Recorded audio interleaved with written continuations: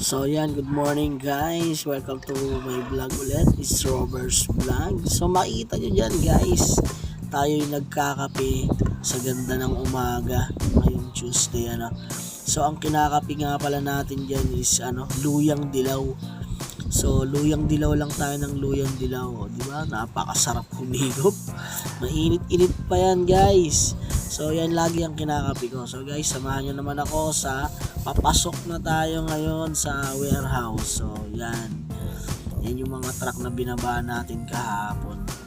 So guys, makikita nyo sa next na yan mamaya is kung gaano kalaki at kung gaano kasikip na naman dito sa warehouse sa mga binaba naming stocks.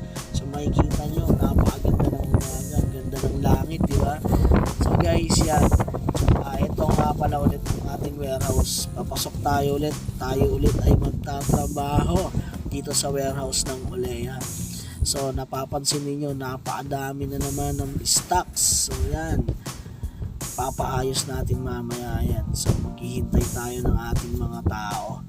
So yan, tapos na nga pala yung measurement natin is 100% na. So yan, napakagandang tignan, di ba? So malulula kayo sa dami yan. Punong-puno na naman ang ating warehouse guys. So yan, makikita nyo nakaayos lahat yan. Ito ang aking trabaho.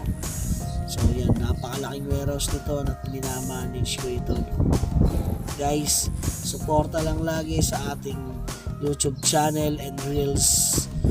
So guys, salamat sa pag-views. Follow and subscribe my YouTube channel and Facebook. So yan ang ating Red Panther.